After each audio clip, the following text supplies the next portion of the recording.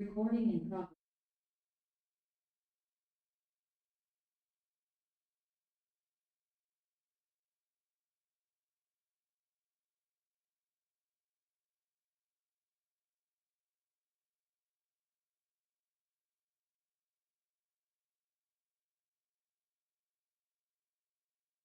In previous class, I have discussed about what is a company, correct, and background of the company. Please revise maximum number of partners in partnership. How much? 50. Correct? Yeah. If you are exceeding 50, it would be an illegal association. So we need to convert into LLP or a company. Correct? So company is an artificial person created by a law. Company formed and registered under which act? Companies Act 2013. Clear? 2013. So when we are doing accounting, you have to think whose point of view? Company's point of view. Simple business point of view. Same like business entity concept. So company is a separate legal entity. Company is a separate legal entity. So liability of members is limited to the extent of face value of a share. Correct? Face value of a shares held by them. In case of a partnership, liability is unlimited. Correct? Yeah.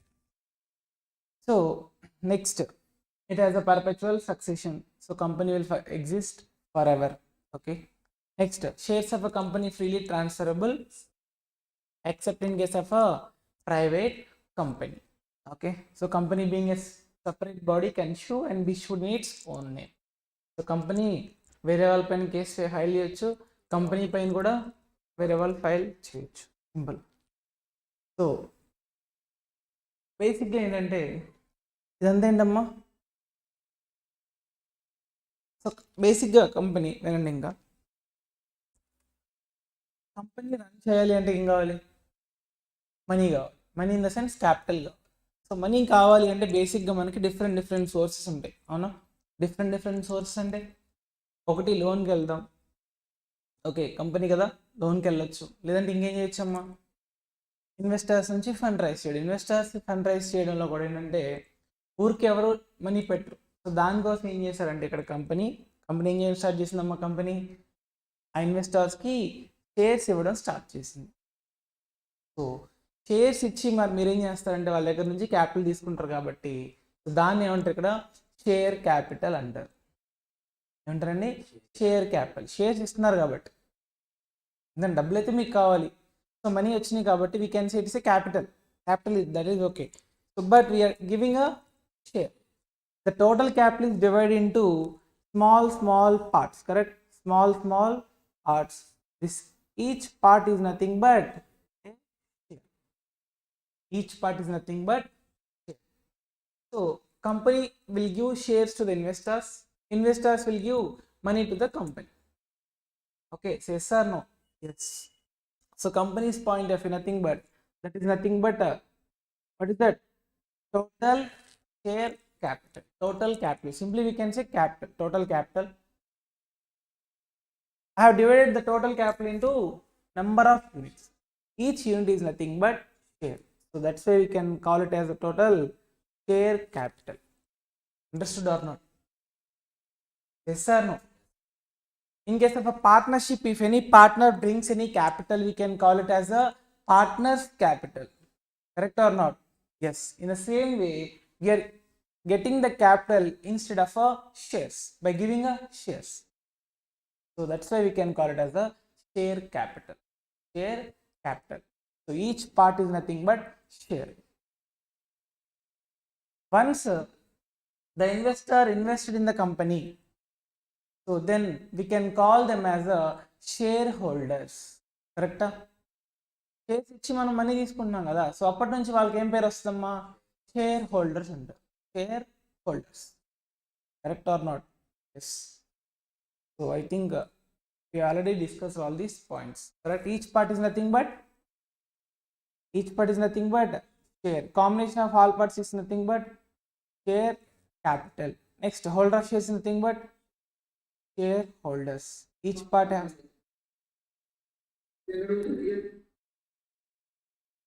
మా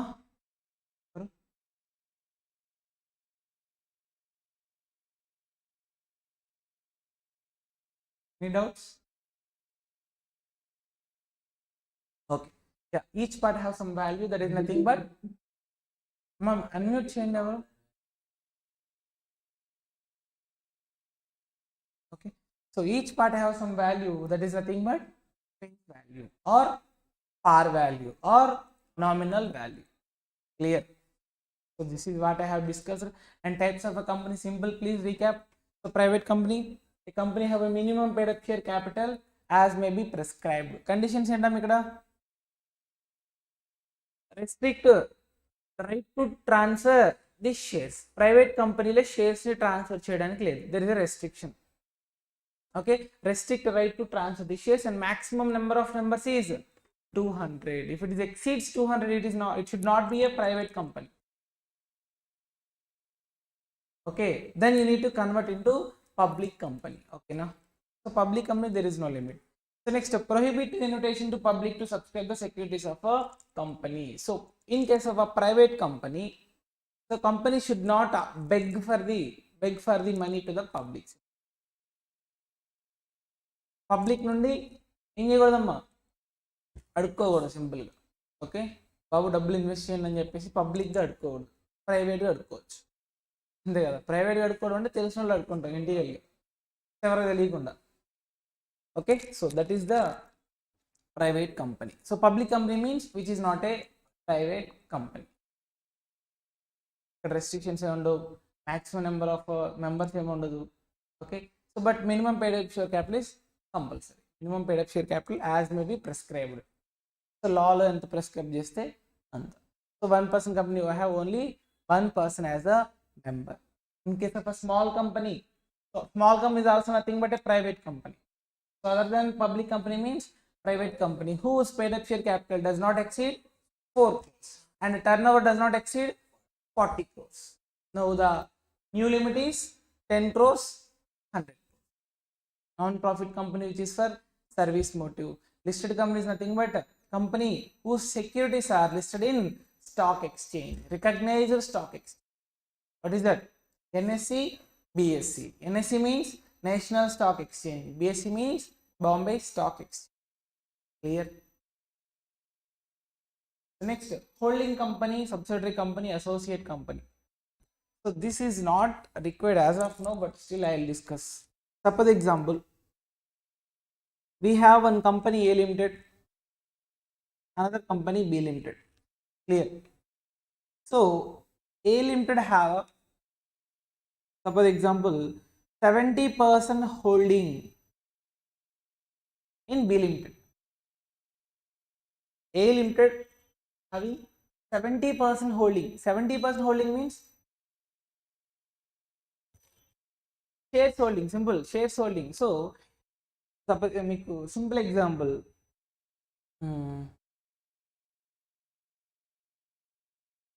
BSNL idea ఉందా? Tata company idea ఉందా? బేసిక్గా BSNL SIM అనేది బేసిక్గా అసలు ఈ మధ్య అసలు ఎవరు వాడట్లే usually, correct or not? Yes. But recently Tata company ఏం చేసింది సార్ అంటే బిఎస్ఎన్ఎల్లో 15,000 crores ఇన్వెస్ట్ చేసింది.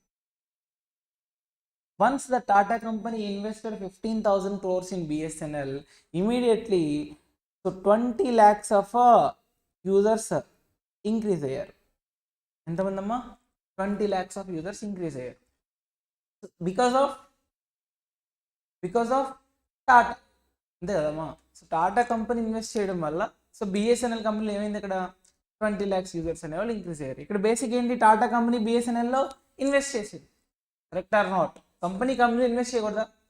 ఒక కంపెనీ ఇంకో కంపెనీ ఇన్వెస్ట్ చేయకూడదా? చేయొచ్చు. ఇక్కడ ఏ లిమిటెడ్ అనే కంపెనీ బి లిమిటెడ్లో 70, దానికి ఉన్న టోటల్ వాల్యూలో 70% ఏ లిమిటెడ్. 70% మీనింగ్ మీకు చెప్తున్నాను అంతే. ఇక్కడ సపోజ్ ఎగ్జాంపుల్ మీరు ఒక బిజినెస్ స్టార్ట్ చేశారు, దాని వాల్యూ 10 lakhs అన్నారు, దానికి నేనే 7 lakhs ఇచ్చేసాను. సో నాకు ఎంత హోల్డింగ్ ఉంది ఇప్పుడు? 70% హోల్డింగ్ నాకు ఉన్నట్టే కాదు. That is the meaning of it. 70% holding ఉందంటే డెఫినెట్లీ నాకు మీ కంపెనీ పైన నాకు ఏముంటుంది? Control. Control. Correct or not? Like Ambani, Reliance కంపెనీకి అంబానీకి ఎలా అయితే కంట్రోల్ ఉంటుందో సేమ్ లైక్ నాకు కూడా మీ కంపెనీ పైన ఏముంటుంది, కంట్రోల్ అనేది ఉంటుంది. అంటే డెసిషన్స్ ఏది తీసుకోవాలనుకున్నా సో మేజర్గా నా పైన డిపెండ్ అయి ఉంటుంది. అర్థమైంది కదా? సో ఇక్కడ పాయింట్ ఏంటి సార్ అంటే ఎగ్జాంపుల్ 70 చెప్పా, but if a company have 51% or more holding, then such company is nothing but holding company. So A Limited have a 70% holding in B Limited, which means who holds that? A Limited, correct or not? So that's why A Limited is nothing but holding company. ఇప్పుడు నేనేంటమ్మా, suppose example నేను a limited, okay, మీరు be limited అనుకోండి. మీలో నేను 70% invest చేశాను కాబట్టి నాకు holding ఉంది కదా. హోల్డింగ్ నాకుందా మీకుందా? నాకుంది. సో కాబట్టి I am the holding company. I'm the holding company. మరి మిమ్మల్ని ఏమంటారు ఇక్కడ? In this scenario we can call this B limited as a subsidiary company. What is that? Subsidiary company. Understood or not? So here I have a holding of a 70%. So that's why A Limited is nothing but holding company. B Limited is nothing but subsidiary company. Clear or not? Understood? So I will ask one more question. So B Limited holds 60% in C Limited. B Limited holds 60% in C Limited. So please tell me which is the holding company. Please tell me which is the holding company. Acha question. So B Limited is the holding company. C Limited is the subsidiary company. Exactly on a limit unda sir ante yes, 51% or more. 0.5 0.2% చెప్పరమ్మా. So that's why 51%. 50 ఉన్నా కూడా control లేనట్టే. 50-50, that is not, there is no control here, there is no majority portion. So that's why 51% or share holding. Share holding గుర్తుపెట్టుకోండి, share holding. So then here B limited is nothing but result.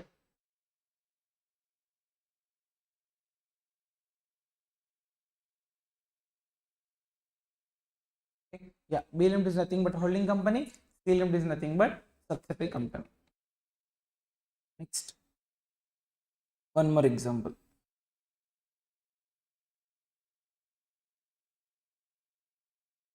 A Limited, B Limited, 30% holding. Tell me, can I call A Limited as a holding company or not? Can I call B Limited as a subsidiary company? Yes or no? No. See, now suppose example, if a company invested 20% or more, 20% or more in any company, we can call such company is an associate company. What is that? Associate company. I will tell one more example, one by one.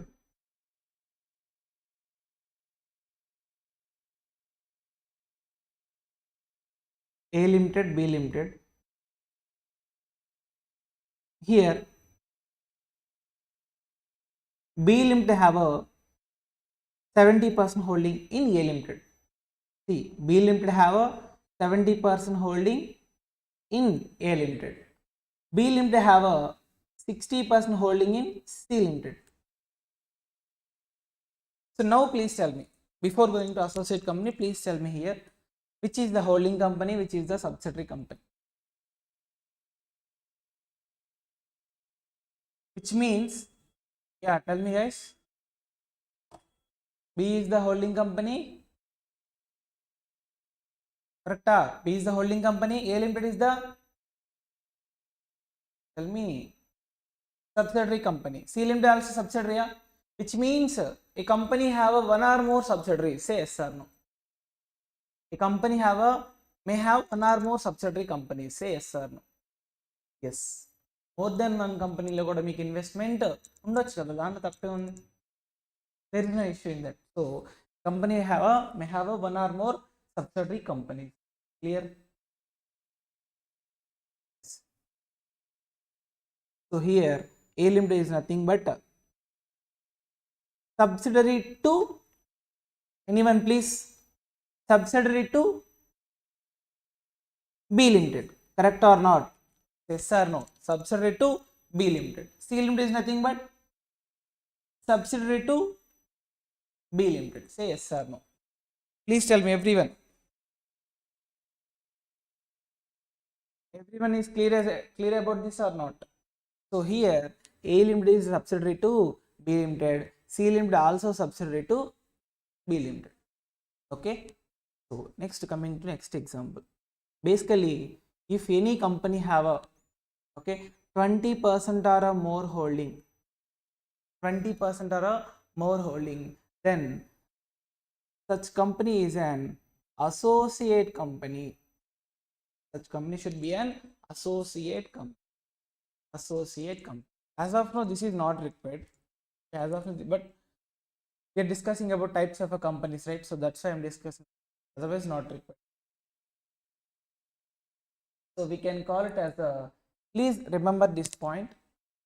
I will give notes also. Significant influence. Significant influence means MCQ purpose important. Significant influence means 20% or a more shareholding. If a company have a 20% or shareholding, then such company is nothing but associate company. Okay na? Understood or not? So I will give the notes also. No worries.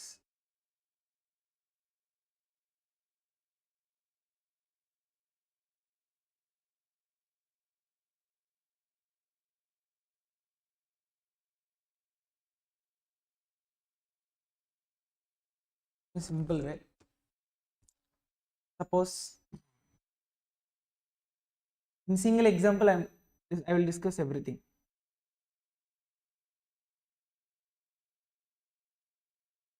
B Limited, C Limited, D Limited, 70%, 80%, 25%. Please tell me.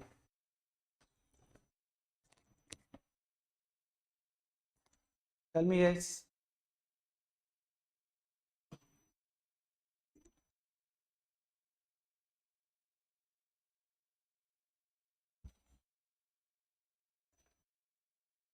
Please tell me. So now I am changing the definition. A company may have subsidiary companies and also associate companies. Yes or no? Yes. See here B Limited is nothing but subsidiary to A Limited. Subsidiary to A Limited. C Limited is nothing but subsidiary to A Limited. Say yes or no? Yes. D Limited is nothing but associate to A Limited. Associate to A Limited. Understood not? Which means under the control of A Limited. D Limited also under the control of A Limited, but not complete control, because it does not have a more than 51% shareholding. Just he only have a significant influence. Just he can influence the decision. If the company wants to make any decision, if the company wants to take any decision, he can have a significant influence. Just he can raise the hand and he can give his. Okay, see, please write this. Okay, so I think you have not started any notes, right? Just write in any rough paper or any other paper, guys, because I have shared notes to, I mean, in your Telegram channel, I think so. Did you get it or not? Notes వచ్చిందా? Share చేశారా Telegram ఛానల్లో?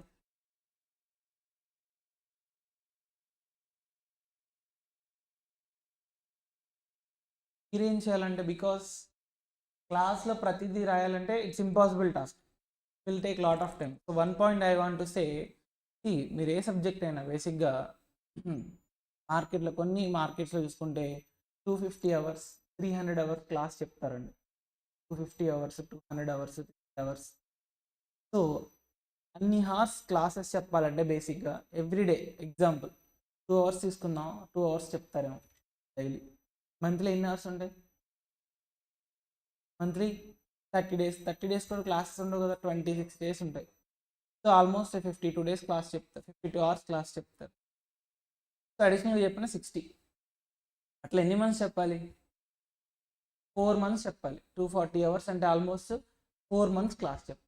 మీరు రాసే 3 గంటల ఎగ్జామ్కి, okay, 3 గంటల ఎగ్జామ్కి ఎన్ని సబ్జెక్టులు రాయాలి మీరు? 8 సబ్జెక్టులు రాయాలి, 8 సబ్జెక్ట్స్ రాయాలి కాబట్టి ఓకే. సో బేసిక్గా ఏంటంటే ఇన్ని అవర్స్ క్లాస్ వింటే, ఎగ్జాంపుల్ చెప్తున్నా కామన్ సెన్స్, అంటే 4 మంత్స్ పాటు మీరు క్లాస్ వినుకుంటే వెళ్తారు. ఓకే, మ్యాక్స్ మీకు మళ్ళీ 2 మంత్స్ ప్రిపరేషన్ టైం ఉంటుంది అంతేనా? 2 ఆర్ 3 మంత్స్ అంతే. ఈ మొత్తం రివైజ్ చేసి, అయినా నాకు తెలిసి అసలు ఫస్ట్ మంత్లో విన్న క్లాసు లాస్ట్ మంత్కి ఉండదు ఆబ్వియస్లీ, మళ్ళీ బొమ్మే, అంతే కదా. ఫస్ట్ అసలు అంతెందుకులే, వీక్ చెప్పింది నెక్స్ట్ వీక్ ఉండట్లేదు మనకి. ఫస్ట్ మంత్ చెప్పింది 4th మంత్ క్యారీ ఫార్వర్డ్ చేయగలం అంటే చేయలేం, మనకున్న మెమరీకి మనం చేయలేం. ఇప్పుడు చేయాలంటే అదే పని చేయాలంటే అన్ని సబ్జెక్ట్స్ని హ్యాండిల్ చేయడం కష్టం. కాబట్టి బేసిక్గా ఏంటంటే క్లాసెస్ అనేవి చాలా తక్కువ అవర్స్ ఉండాలి ఎప్పుడైనా గుర్తు. Okay, so I think classes మన సిలబస్ అన్నీ ఇక్కడ ఎర్లీగానే అయిపోతాయి ఐ థింక్. సో చెప్తున్నా జస్ట్. సో అన్న క్లాస్ మాత్రం అన్ని అవర్స్ అన్ని మంత్స్ క్యారీ ఫార్వర్డ్ ఉండదండి, మ్యాక్స్ 2.5 మంత్స్ అంతే. అది కూడా మెల్లగా చెప్పుకున్నా, 2.5 మంత్స్లో ఎవ్రీథింగ్ క్లోజ్ అయిపోద్ది. ఓకే, ల్యాగ్ ఉండదు, అన్నెసెసరీ కంటెంట్ ఉండదు. ఎగ్జామ్ పాయింట్ ఆఫ్ ఏం కావాలి మీకు అనేది ఎవ్రీథింగ్ ప్రొవైడ్ చేస్తాను. ఎగ్జామ్ పాయింట్ ఆఫ్ ఇంపార్టెంట్ పెట్టుకోండి, ఎందుకంటే మీరు అసలు కనీసం సిఏ వాళ్ళకి అట్లీస్ట్ 1 డే గ్యాప్ అని ఉంటుంది. ఎగ్జామ్కి సిఏ వాళ్ళకి ఒకరోజు గ్యాప్ అని ఉంటుంది, మనకి అది కూడా ఉండదు. సార్ సో బేసిక్గా ఏంటంటే బయట మార్కెట్లో చెప్పడానికి సిఏనే టఫ్, సిఎంఏ ఈజీ అంటారు, కానీ నాకు తెలిసి డైలీ ఎగ్జామ్ రాయడం అంత పెద్ద టాస్క్ ఇంకేడా లేదు, అవునా కాదు? డైలీ ఎగ్జామ్ రాయాలి మనం, ఇంటర్ కానీ ఫైనల్ కానీ డైలీ రాయాలి. సో కొంచెం డిఫికల్ట్ బేసిక్గా చెప్పాలంటే, అవునా కదా? సో మనకున్న బెనిఫిట్ ఏంటి సార్ అంటే 2 క్వశ్చన్స్ చాయిస్ ఉంటాయి, ఒకటే మనకున్న సిలబస్ ఏం తక్కువ లేదు, సిలబస్ ఏం తక్కువ లేదు. సో మనకున్న బెనిఫిట్ ఏంటి? 2 క్వశ్చన్స్ చాయిస్ ఉంటాయి కాబట్టి, సో దాని ప్రకారం చదువుకుంటే సరిపోతుంది. ఇది లాస్ట్కి వెళ్ళి ఎప్పుడైనా గుర్తుపెట్టుకోండి, మనకి ఎగ్జామ్ బిఫోర్ డే రివిజన్ మొత్తం అయ్యేలా మనం ప్రిపేర్ అవ్వాలి. ఓకే, దానికి కావాల్సిన నోట్స్ నేను ఎలాగో ప్రొవైడ్ చేస్తాను. రాయాల్సిన వీకెండ్ ఎగ్జామ్స్ ఎవ్రీథింగ్ మీరు రాయాల్సింది కదా. జస్ట్ వచ్చేయండి, క్లాసెస్ వినండి, డౌట్స్ అడగండి, వీకెండ్ ఎగ్జామ్స్ రాయండి, గ్రాండ్ టెస్ట్లు రాయండి, సరిపోద్ది. ఎగ్జామ్ బిఫోర్ అవ్వాలి అంటే అన్ని అవర్స్ అన్ని మంత్స్ నేను క్లాసులు చెప్పను. ఫస్ట్ మనకున్న క్రెడిబిలిటీ అదేనమ్మా, సింపుల్గా చెప్పాలంటే.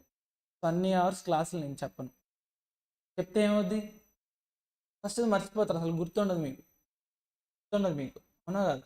ఎందుకు 4 మంత్స్ క్లాసెస్ నీకు ఏం గుర్తులేనప్పుడు ఎందుకు క్లాసులు చెప్పడం ఎందుకు అనిపించింది? ఓకే, మీకు ఒక పాయింట్ చెప్పాలంటే నేను సిఎంఏ ఫైనల్ క్లాసు 120 అవర్స్లో చెప్తానమ్మా. 120 అవర్స్లో క్లాస్ అయిపోద్ది.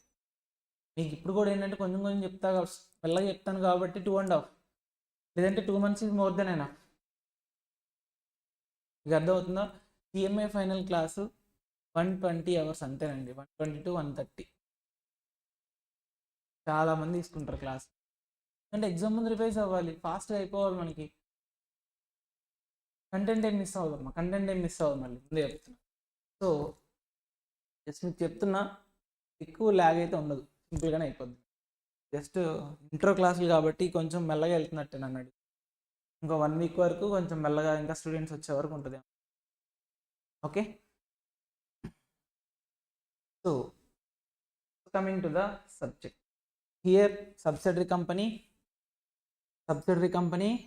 Associate company. నిజంగా అంతే అవసరం లేదు మనకి ఇప్పుడు as of now, but still మీకు కొంచెం నాలెడ్జ్ ఉండాలి. ఎవరిని వచ్చి అడుగుతారు, అమ్మా హోల్డింగ్ కంపెనీ అంటే ఏంటని చెప్పి మీ ప్రవీణ్ సార్ వచ్చి అడిగారు ఇక్కడికి వచ్చి, కాస్టింగ్ చెప్తారు కదా ఆయన కదా డైరెక్టర్. ఓకే, సో ఆయన వచ్చి అడిగారు అనుకోండి హోల్డింగ్ కంపెనీ, సో ఏం చెప్పాలి మీరు? Sir if a company have 51% or share holding in any company, okay, such company is nothing but holding company. ఓకేనా, సింపుల్గా చెప్పాలి మరి. సో సార్ ఈజీగా అర్థం చేసుకుంటారు కాబట్టి సింపుల్గా చెప్పాలి. ఎవరు వచ్చినా చెప్పగలగాలి. అది ఎప్పుడైనా సబ్జెక్ట్ నేర్చుకుంటున్నావు అంటే దీన్ని చెప్పగలిగేలా నేర్చుకోవాలి. ఎవరిని అడిగారనుకోండి చెప్పగలగాలి, అది అప్పుడే సబ్జెక్ట్ వచ్చినట్టు నా point of view. Okay, so మనకి ఎగ్జామ్ రాస్తే సరిపోద్ది అనుకోండి, అది వేరే విషయం. బట్ ఏంటంటే చెప్పగలిగితే ఇంకెక్కువ నేర్చుకోవచ్చు, అంతే నా పాయింట్ ఆఫ్ వ్యూ. క్లాస్ చెప్పానంటే అవతలడు ఇంకొకటి చెప్పేలా నేర్చుకోవాలి అమ్మా. సో మీరు కూడా అలా ట్రై చేయండి. ఓకే, ఎగ్జామ్స్ అప్పుడు కానీ డిస్కస్ చేసుకోండి మీరు కూడా. ఓకే, చెప్పడానికి ట్రై చేయండి. ఒకరిని అర్థం కాలేదు, టాపిక్స్ వినలేదు, ఓకే చెప్పడానికి ట్రై చేయండి, అప్పుడే సబ్జెక్ట్ వస్తుంది. మీరు ఇంకా ఏంటంటే ఇప్పుడు ఫౌండేషన్, ఇప్పుడే బేసిక్స్ ఏం తెలియదు నా పాయింట్ ఆఫ్ వ్యూ. నేనైతే ఏం తెలియదు అని అనుకుంటున్నాను. ఎవరికన్నా తెలుసా అన్నీ? సో కాబట్టి ఏం తెలియదు అనుకుంటున్నా. సో అలా నేర్చుకోండి అన్నీ. చెప్పడానికి మాట్లాడగలగాలి, సబ్జెక్ట్ని మనం మాట్లాడగలగాలి, అప్పుడే మనకు సబ్జెక్ట్ వస్తుంది. లా అయినా అకౌంట్స్ అయినా. స్టార్ట్ చేశారు అకౌంట్స్. ఓకే, సో ప్రతిదీ బేసిక్ రూల్స్ స్టార్ట్ చేసి ఉంటారు, బేసిక్స్. సో అవన్నీ మీరు బేసిక్స్ బాగా వస్తేనే తర్వాత అకౌంట్స్ అని అర్థం అవుద్ది. ఈవెన్ కాస్టింగ్ అని అంతే, కాస్ట్ షీట్ ఎలా ప్రిపేర్ చేయాలి, ఎవ్రీథింగ్ ప్రతిదీ నేర్చుకోండి. మీరు చెప్పేలా నేర్చుకోండి, అంతకుమించి ఏం చెప్పట్లేదు. Okay, so coming to the topic guys, everything clear about up. So next ఏంటమ్మా, accounting for shares and debentures. This is our topic guys. So ఇప్పటివరకు ఏమైనా డౌట్స్ ఉంటే చెప్పండి. ఫస్ట్ జస్ట్ 1 minute మీకు టైం ఇస్తున్నా, డౌట్స్ చెప్పండి. ఇస్తారని చెప్పండి చాలు, డౌట్స్ ఉంటే. చెప్పమ్మా రఘురామ్.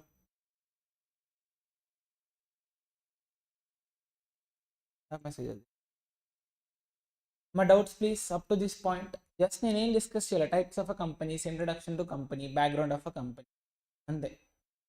ఈ కంపెనీ గురించి ఏంటో తెలియకుండా డైరెక్ట్గా వెళ్ళిపోయి నేను అకౌంటింగ్ ఫర్ షేర్స్ అన్నారనుకోండి, ఏం అర్థం కాదు. ఓకే, సరే స్టార్ట్ చేస్తున్నాను ఇంకా. మరి రెడీయా? So coming to the first point, capital. చెప్పండి అమ్మా, క్యాపిటల్ అంటే ఏంటి? Common sense. క్యాపిటల్ అసలు ఎందుకు కావాలి? To run the business, simple. Business operations run చేయాలి, బిజినెస్లో అసెట్స్ కొనాలి. స్టార్టింగ్ అసలు బిజినెస్ మీరు స్టార్ట్ చేయాలంటే మనకి ఏం కావాలి? మనకి క్యాపిటల్ కావాలి. So yes or no? So every company requires funds to run the business or to start the business. Yes or no? Yes. చెప్పండి అమ్మ, అనుకున్న ఆప్షన్స్ ఏంటి? Okay, first one is loan. Next ఏంటమ్మా? బెగ్ చేసుకుంటారు, అంతేనా? Beg చేసుకుంటారు. Okay, yes, investors. Very good. ఇక్కడ ఈ ఇన్వెస్టర్స్ని కూడా ఇక్కడ మన వాళ్ళు ఫస్ట్ ఏంటమ్మా, ఫస్ట్ మనం మాట్లాడుకునే టాపిక్ ఏంటి ఇక్కడ? షేర్స్, అంతేనా? అంటే ఇన్వెస్టర్స్కి ఏం చేస్తారు ఇక్కడ? మీరు కంపెనీ ఏం చేస్తారంటే షేర్స్ ఇచ్చి మనీ తీసుకుంటారు, అందుకే దాన్ని ఏమన్నారు ఇక్కడ? షేర్ క్యాపిటల్ అన్నారు, అంతేనా? షేర్స్ ఇచ్చి మనీ తీసుకుంటాం కాబట్టి షేర్ క్యాపిటల్. షేర్స్ ఎలా ఇస్తాము? టోటల్ క్యాపిటల్ని ఈచ్ టోటల్ డిఫరెంట్ పార్ట్స్కి డివైడ్ చేసి ఆ ఈచ్ పార్ట్కి ఏం పేరు పెట్టారు మీరు? షేర్ అన్నారు. ప్రతి షేర్కి ఒక వాల్యూ ఉంటుంది, ఆ వాల్యూని ఏమంటారండి? Face value. ఆ ఫేస్ వాల్యూని బేస్ చేసుకొని వాళ్ళకి షేర్స్ అనేవి ఏం చేస్తారు? ప్రొవైడ్ చేస్తారు. డబ్బులు తీసుకొని, సపోజ్ ఎగ్జాంపుల్ నాకు కావాల్సిన 10 lakhs అనుకోండి. Okay, so each share value 10 rupees అనుకోండి. టోటల్ నెంబర్ ఆఫ్ షేర్స్ ఎన్ని ఇవ్వాలమ్మా?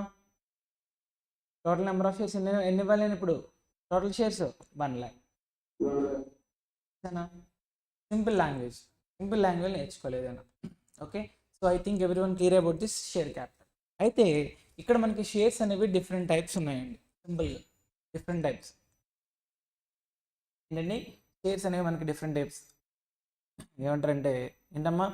Equity shares and preference shares. Equity shares and preference shares. చెప్పండి, టైప్స్ ఆఫ్ షేర్స్ అంటే ఏం చెప్పాలి సింపుల్గా? Equity shares, preference shares. Equity shares, preference shares. Okay, so first నేను దేని గురించి మాట్లాడతాను సార్ అంటే జస్ట్ మీకు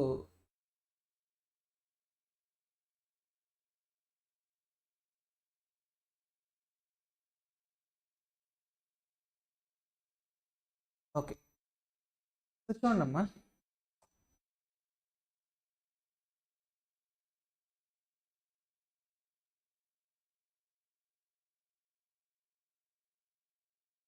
చూడండి, ఫస్ట్ కామన్ సెన్స్ యూస్ చేయండి. ఇది కంపెనీ, ఇదేంటమ్మా కంపెనీ. సో ఇన్వెస్టర్స్ ఇన్వెస్ట్ చేశారు. ఎవడైనా ఇన్వెస్ట్ చేస్తే ఏం ఎక్స్పెక్ట్ చేస్తాడు? వాడు ఇచ్చిన మనీని మీరు అలానే ఇచ్చేస్తే వాడు కూరుకుంటాడా? ఫర్ ఎగ్జాంపుల్ బ్యాంక్ వెళ్ళారు, లోన్ తీసుకున్నారు, లోన్ తీసుకొని 10 lakhs లోన్ తీసుకొని 10 years తర్వాత 10 lakhs ఇచ్చేసి ఊరుకుంటాడా? వాడికి ఏమి ఇవ్వాలి? డబ్బులు నీకు ఇచ్చాడు కదా, డబ్బులు ఊరికే ఎవరు రావు కదా, తెలుసుగా గుండు అంకుల్, డబ్బులు ఎవరికి ఊరికే రావండి. సో కాబట్టి ఏం చేయాలి, అక్కడ మీరు ఖచ్చితంగా ఇంట్రెస్ట్ పే చేయాలి. లోన్ తీసుకుంటే ఇంట్రెస్ట్ పే చేయాలి వద్దా? మరి షేర్స్ అది ఇన్వెస్టర్ దగ్గర నుంచి మనీ తీసుకున్నారు, వాడికి ఏదో ఇచ్చారు, షేర్స్ అయితే ఇచ్చారు. ఏంటి షేర్స్ అంటే ఏంటి? ఒక సర్టిఫికేట్ ఇస్తారంతే, అక్కడేమి ఇవ్వట్లేదు కదా. సో అంటే అదొక ప్రూఫ్ అంతే, షేర్ సర్టిఫికేట్ అంటారు. ఓకే, మనీ తీసుకొని వాడికి ఏదో ఒకటి ఇవ్వాలి కదా ప్రూఫ్ కింద, ఒక డాక్యుమెంట్. లేదంటే మన ఊర్లో బేసిక్గా మన విలేజర్స్ ఉంటే కనుక ప్రామిసరీ నోట్స్ తెలుసు కదా, ఎవరి దగ్గర ఉన్న మనీ తీసుకుంటే ఏం చేస్తారమ్మా, ఒక ప్రామిసరీ నోట్ రాసి వాడికి ఇవ్వాలి. ఆ టైం అయిపోగానే ఏం చేయాలి, మనీ ఇచ్చేసి ప్రామిసరీ నోట్ తీసేసుకోవాలి. అవునా కాదు? కామన్ సెన్సా అమ్మా? ప్రామిసరీ నోట్ గురించి ఐడియా ఉంది అందరికీ? బేసిక్, జస్ట్ జనరల్ లాంగ్వేజ్లో. ఓకే, సో అంతే కదా. మన విలేజెస్లో ఏం చేస్తారు, విలేజెస్ ఏంటి ఇక్కడ కూడా బేసిక్గా ఎవరన్నా మనీ కావాలంటే ఏం చేస్తారమ్మా, ప్రామిసరీ నోట్ రాసుకొని, ఓకే, సో మనీ తీసుకొని ఆ ప్రామిసరీ నోట్ వాళ్ళకి ఇచ్చేస్తారు, సైన్ చేసి ఇచ్చేస్తారు. టైం అయిపోగానే ఏం చేయాలి, మనీ ఇచ్చేసి ప్రామిసరీ నోట్ తీసేసుకోవాలి. మనీ ఇచ్చేసి ప్రామిసరీ నోట్ తీసుకోలేదు అనుకో, మళ్ళీ ఏం చేస్తాడు వాడు, మళ్ళీ వస్తాడు నీ దగ్గరికి, రెండోసారి కట్టాలి. ఓకే, సో ప్రూఫ్తో ఇవ్వాలి, ఏదైనా మనీ ఇచ్చినా కూడా ప్రూఫ్తో ఇవ్వాలి.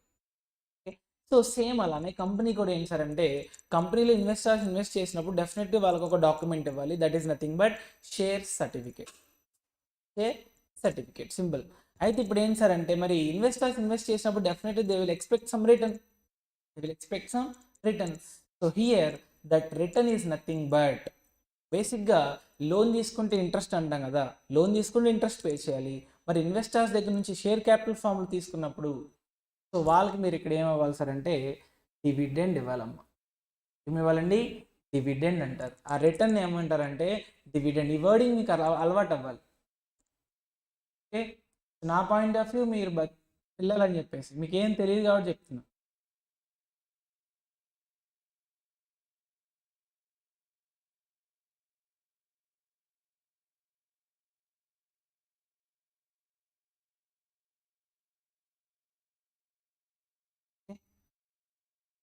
స్క్రీన్ షేర్ అవుతుంది కదా?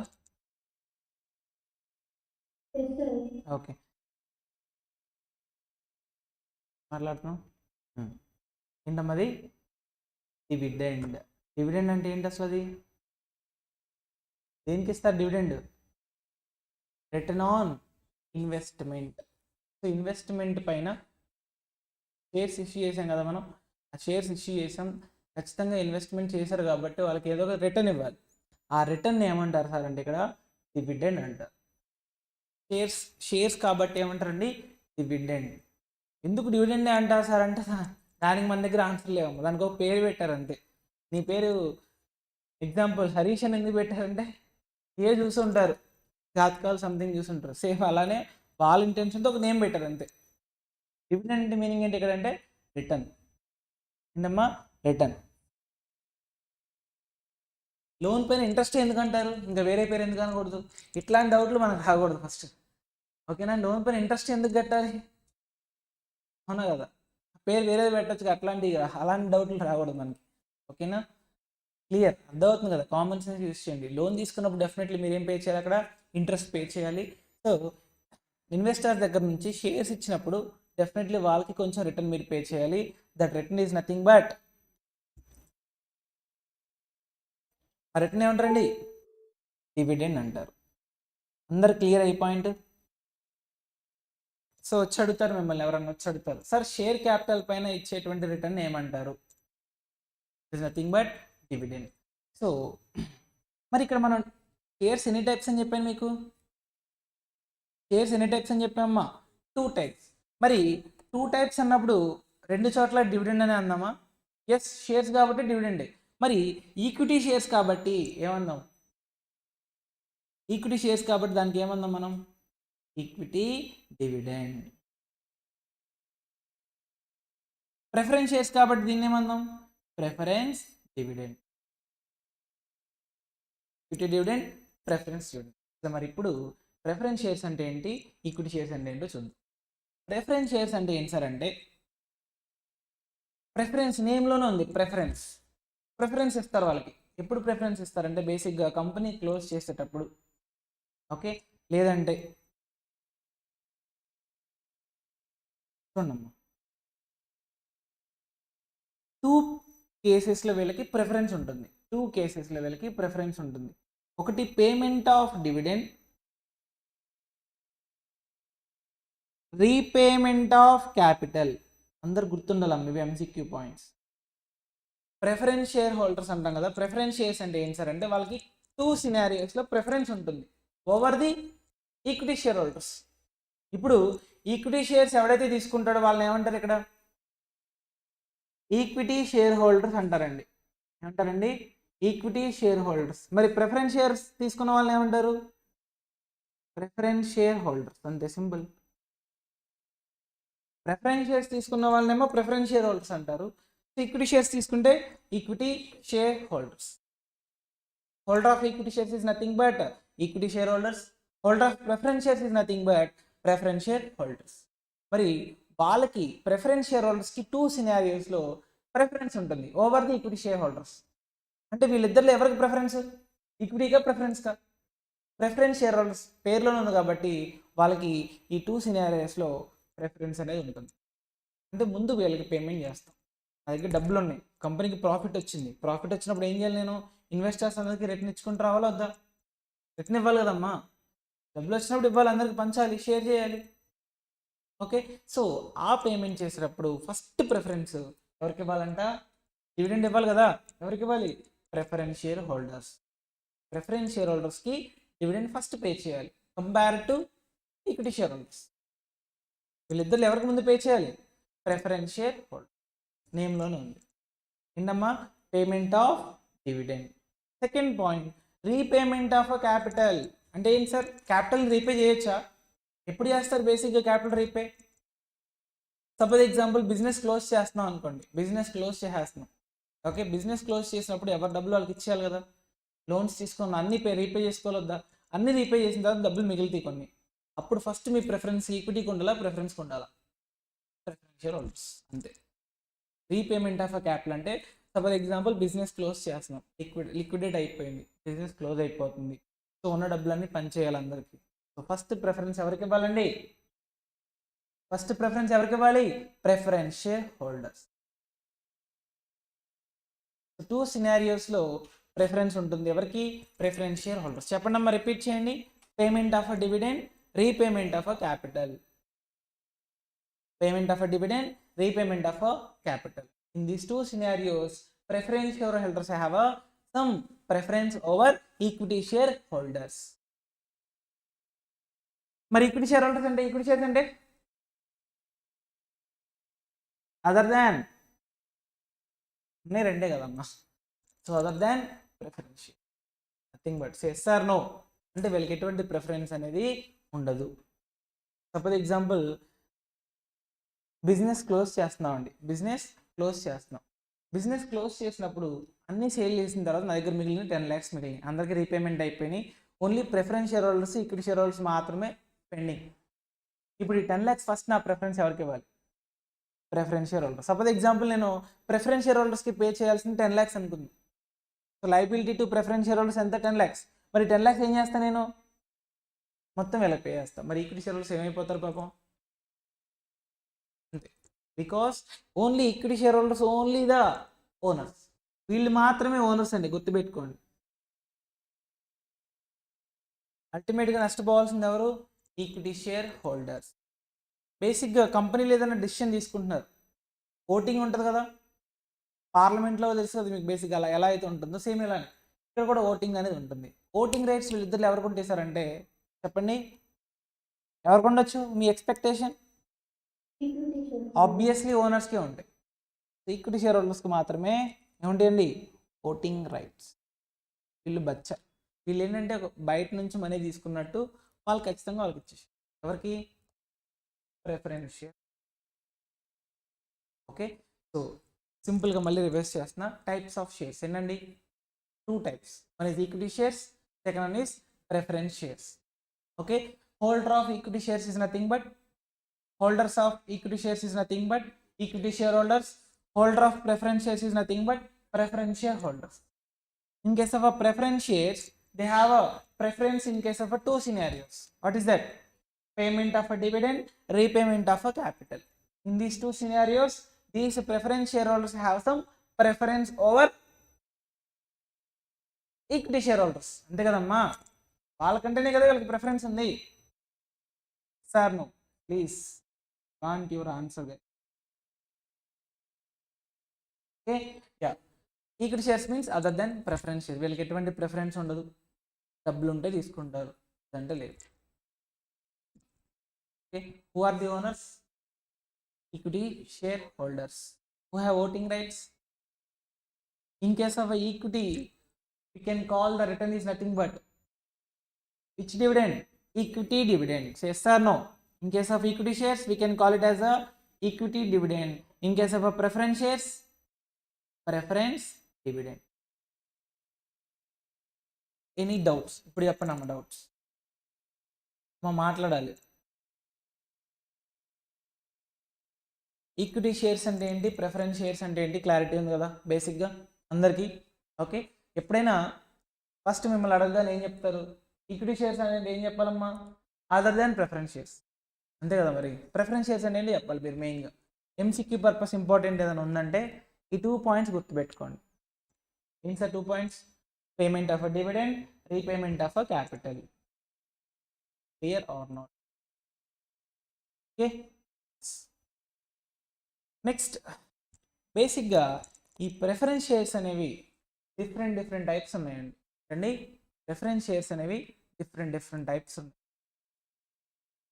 ఏంటంటే first one redeemable or irredeemable. Next fixed or floating rate లేదా increasing rate. Cumulative or non cumulative. Participatory or non participatory. So ఎగ్జామ్లో మిమ్మల్ని టైప్స్ ఆఫ్ ప్రిఫరెన్స్ షేర్స్ అడుగుతారా సార్ అంటే నో, అడగరు. బట్ స్టిల్ మీకు ఐడియా అయితే ఉండాలి కదా డెఫినెట్లీ. ఎవరిని అడిగితే చెప్పగలగాలి కదా, చెప్పలేవద్దా? సో కాబట్టి చెప్తున్నా వినండి. రిడీమబుల్ ప్రిఫరెన్స్ షేర్స్ అంటే ఏంటి సార్ అంటే, రిడీమబుల్ అంటే మీనింగ్లో ఉంది. ఏదైనా మీకు కూపన్ వచ్చింది, ఫోన్పేలో కూపన్ వచ్చింది, సో దానికి ఎక్స్పైరీ డేట్ ఉంటుంది. ఆ ఎక్స్పైరీ డేట్లో మీరు ఏం చేయాలి? దాన్ని రిడీమ్ చేయాలి. అక్కడ వర్డింగ్ ఉంటుంది చూసుకొని కావాలంటే, అంటే ఆ టైంలోనే మీరు యూస్ చేసుకోవాలి. అంటే ఖచ్చితంగా ఆ టైంలో యూస్ చేయాలి అంతే. దాన్ని దాటితే ఆప్షన్ ఉంటుంది, ఎక్స్పైర్ అయిపోద్ది, అవునా కదా? సేమ్ అలానే ఈ ప్రిఫరెన్స్ షేర్స్ కూడా ఏంటంటే ఒక టైం పీరియడ్ ఉంటుంది. రిడీమబుల్ అంటే రీపే. రిడీమబుల్ అంటే మీనింగ్ ఏంటి సార్? రీపే చేయాలి. Suppose example, the term of preference shares is 5 years. అంటే మీనింగ్ ఏంటి? 5 years తర్వాత ఖచ్చితంగా ఏం చేయాలి? ఆ ప్రిఫరెన్స్ షేర్ హోల్డర్స్కి రీపేమెంట్ చేసేయాలి. ఏం రీపేమెంట్ చేయాలి? క్యాపిటల్. వాళ్ళ దగ్గర నుంచి మనీ తీసుకున్నారు కదా, ప్రిఫరెన్స్ షేర్ హోల్డర్స్ నుంచి మనీ తీసుకున్నారు. So that money you have to repay to the preference share holders. Such preference shares is nothing but redeemable preference share. Such preference shares is nothing but redeemable preference. Sir ఇంకోటి ఏదో అన్నారు ఇందాక sir, ఏంటి sir అది? ఇర్రిడీమబుల్. ఇర్రిడీమబుల్ అంటే meaning ఏంటి sir? ఇర్రిడీమబుల్ అంటే meaning ఏంటి? There is no repayment of a capital. మీరు ప్రిన్సిపల్ అక్కడ రీపే చేయాల్సిన అవసరం లేదు. అది అసలు ప్రజెంట్ ఎవరైనా తీసుకుంటాడా? యాజ్ ఆఫ్ నో మార్కెట్లో అయితే అవి లేవమ్మా. ఓన్లీ రిడీమబుల్ ప్రిఫరెన్స్ షేర్సే ఉన్నాయి. బట్ మీకు అర్థం కావాలి కాబట్టి, కాన్సెప్ట్ తెలియాలి కాబట్టి చెప్తున్నాను అంతే. సో ఇర్రిడీమబుల్ అంటే దెర్ ఈజ్ నో ఎక్స్పైరీ, అంటే ఇంకా లైఫ్ లాంగ్ అంతే. సో మరి ప్రిఫరెన్స్ షేర్ హోల్డర్స్కి ఏమి ఇవ్వాలి మీరు? ఎవ్రీ ఇయర్ ఏం ఇవ్వాలి? ఆబ్వియస్లీ డివిడెండ్ ఇవ్వాలి కదమ్మా. దాన్ని ఏమంటాం మనం? Preference dividend. Preference dividend. Okay, బేసిక్గా ఏంటంటే జనరల్గా ఉండే ప్రిఫరెన్స్ షేర్స్ అనేవి అన్నీ కూడా రిడీమబులే ఉంటాయి, గుర్తుపెట్టుకోండి. అన్నీ కూడా రిడీమబులే ఉంటాయి. సో మరి ఎవ్రీ ఇయర్ ప్రిఫరెన్స్ డివిడెండ్ ఎంత పే చేయాలి? సో దానికి పర్టికులర్ ఇంట్రెస్ట్ రేట్. ఇప్పుడు లోన్ తీసుకుంటే 10%, 20%, 15% ఇంట్రెస్ట్ రేట్ ఎలా అయితే ఉంటుందో, సేమ్ ప్రిఫరెన్స్ షేర్ హోల్డర్స్ కూడా ఏంటమ్మా, సమ్ ఎగ్జాంపుల్ 10% ప్రిఫరెన్స్ షేర్స్ అంటారు. ఎగ్జాంపుల్ చెప్తాను. 10% ప్రిఫరెన్స్ షేర్స్ అన్నాడంటే మీనింగ్ ఏంటి? ఎవ్రీ ఇయర్ మీరు ఎంత డివిడెండ్ పే చేయాలి వాడికి? 10% డివిడెండ్ పే చేయాలి. కొన్ని చోట్ల మీకు 15% ప్రిఫరెన్స్ షేర్ క్యాపిటల్ అంటాడు. అంటే మీనింగ్ ఏంటి? ఆ క్యాపిటల్ పైన మీరు 15% డివిడెండ్ పే చేయాలి. ఓకే, సో డైరెక్ట్లీ పర్సనేజ్ అక్కడ మీకు మెన్షన్ చేస్తారు. That is nothing but redeemable preference shares and irredeemable preference. చెప్పండి, మరి రిడీమబుల్ అంటే రీపే చేయాలి. టైం పీరియడ్ ఉంటుంది. Time period maximum number of time period ఎంత సార్ అంటే 20 years. ఎగ్జాంపుల్ చెప్తున్నా, ఇక్కడ ఎగ్జాంపుల్లో 5 years. సో మ్యాక్సిమం ఎంత సార్ అంటే 20 years కంటే ఎక్కువ ప్రిఫరెన్స్ షేర్ హోల్డర్స్ని హోల్డ్ చేయొద్దు యాజ్ పర్ ది కంపెనీ. అదే ఎంసీక్యూ మిమ్మల్ని అడగరు, బట్ మీకు నాలెడ్జ్ కోసం చెప్తున్నాను. Next common sense. ఎవరైనా చెప్తారా? ఫిక్స్డ్ రేట్ అన్నాడు అంటే మీనింగ్ ఏంటి? ఎంతమ్మా? అంతే కదా? Yes, very good. Any answers from online? Baladitya చెప్పమ్మా. బాలాదిత్య చెప్పండి. Okay, example 5 years time period అనుకోండి, లేదా 10 years టైం పీరియడ్ అనుకోండి. 10 years పాటు ఫిక్స్డ్ రేటే ఉంటుంది. ఓకే, ఆర్ ఇంక్రీజింగ్ రేట్ అంటే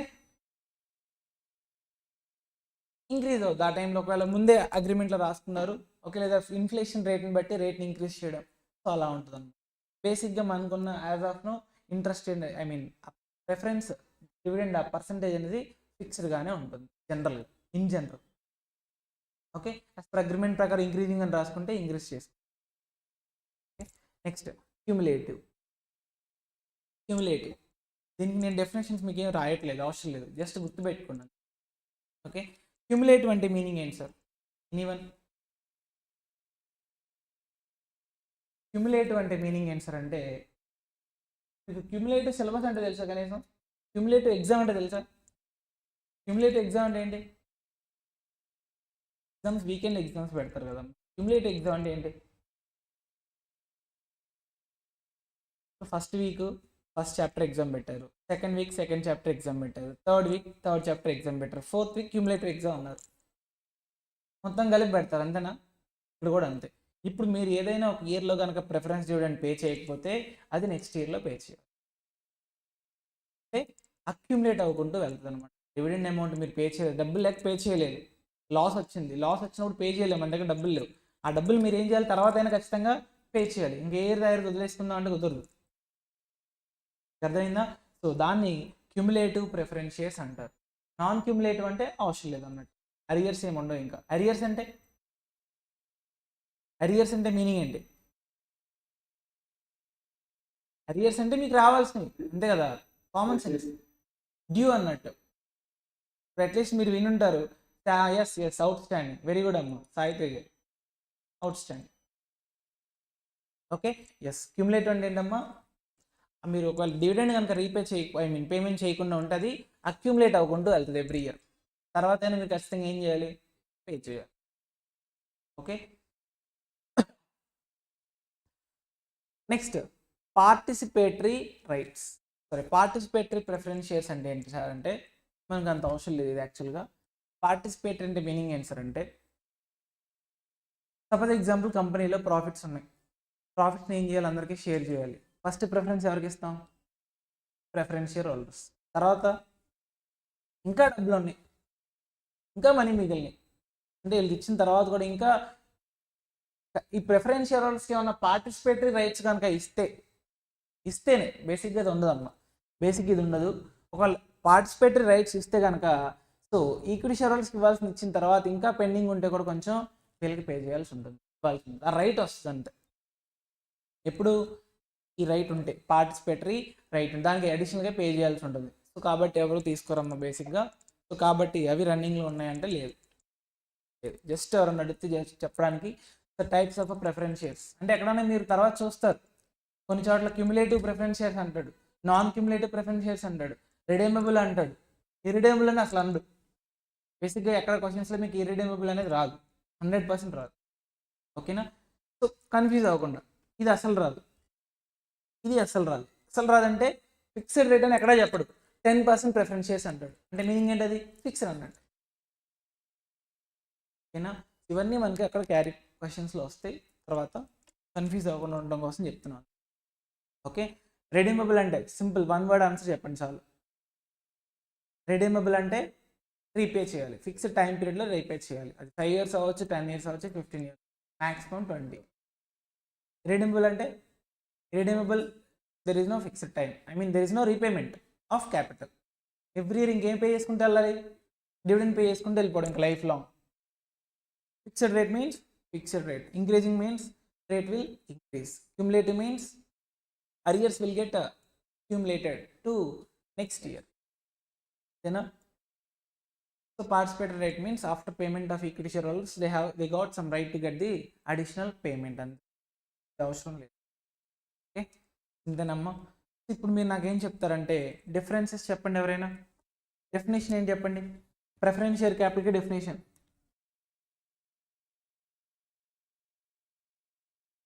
చెప్పండి అమ్మా. The shares which have a preference in case of 2 scenarios, that is nothing but చెప్పండి అమ్మా 2 scenarios ఏంటి. Repayment of capital. Okay, repayment of capital. ఇంకోటి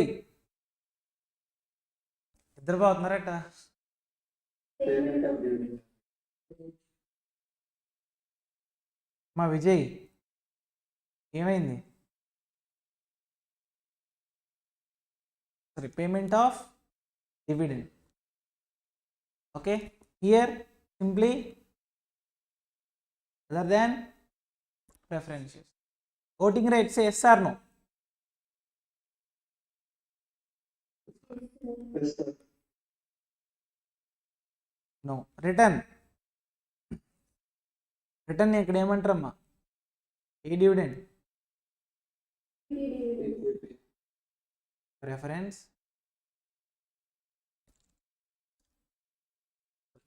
క్లియరా డిస్కషన్ లాగ్ ఉంది. ఓకే, నెక్స్ట్ షేర్ క్యాపిటల్ అందరికి తెలిసింది, ఆల్రెడీ డిస్కస్ చేసాం కదా. Capital raised by company by issue of. So company ఏం చేస్తారంటే ఎవరికి షేర్స్ ఇష్యూ చేసేది, ఇన్వెస్టర్స్కి షేర్స్ ఇష్యూ చేసి వాళ్ళ దగ్గర నుంచి మనీ తీసుకుంటారు కదా. సో దాన్ని ఇక్కడ ఏమంటారు సార్ అంటే share capital. Equity share capital అవ్వచ్చు, ప్రిఫరెన్స్ షేర్ క్యాపిటల్ అవ్వచ్చు. ఓకేనా, ఫస్ట్ నేను షేర్ క్యాపిటల్ గురించి మాత్రమే మాట్లాడతాను.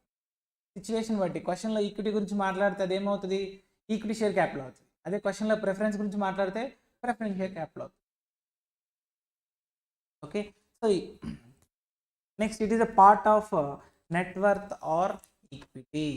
బేసిక్గా ఈక్విటీ నెట్వర్త్ గురించి మనం తర్వాత మాట్లాడదాం. ఓకే, సో తర్వాత మాట్లాడదాం, ఎందుకంటే మీకు ఇంకా రిజర్వ్స్ అండ్ సర్ప్లస్ కొన్ని వర్డింగ్స్ మీకు తెలియదు. ఓకే, సో దీని గురించి తర్వాత మాట్లాడాలి. నెక్స్ట్ హోల్డర్ ఆఫ్ షేర్స్, వాళ్ళని ఏమంటారండి, షేర్ హోల్డర్స్. అది ఈక్విటీ అయితే ఈక్విటీ షేర్ హోల్డర్స్, ప్రిఫరెన్స్ అయితే preference share holders. So obviously invest against the face value of shares, కరెక్టా. సో టోటల్ షేర్ క్యాపిటల్ ఏం చేస్తారు, డివైడ్ చేస్తారు. సో ఆ ఈచ్ పార్ట్ని ఏమంటారండి ఇక్కడ షేర్ అంటారు. ప్రతి షేర్కి have some value, that is nothing but face value. దాన్ని బేస్ చేసుకొని షేర్స్ అనేవి ఇస్తాం, అది కూడా మనం ఆల్రెడీ మాట్లాడాం. ఈ ఓపెన్ బుక్ అని ఎందుకన్నారంటే మీ బుక్లో ఇచ్చారనమాట, అందుకే మీ బుక్లో ఉన్నప్పుడు అవసరం లేదు కదా. మీకు మెటీరియల్స్ ఇచ్చారా మీ అందరికీ, తెలుసు లేదా.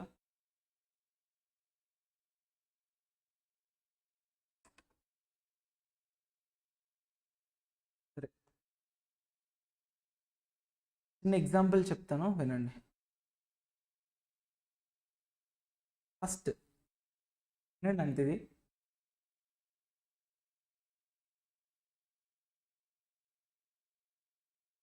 ఫస్ట్ దాన్ని ఏమంటారు సార్ అంటే ఆథరైజ్డ్ క్యాపిటల్ అంటారు. టైప్స్ ఆఫ్ షేర్ క్యాపిటల్ గురించి మాట్లాడుతున్నాను. Types of share capital, first one ఏంటి, authorised capital or registered capital or nominal capital. Repeat చేయండి అమ్మా. First one authorised capital, registered capital, nominal capital. అంటే ఏంటి సార్ అంటే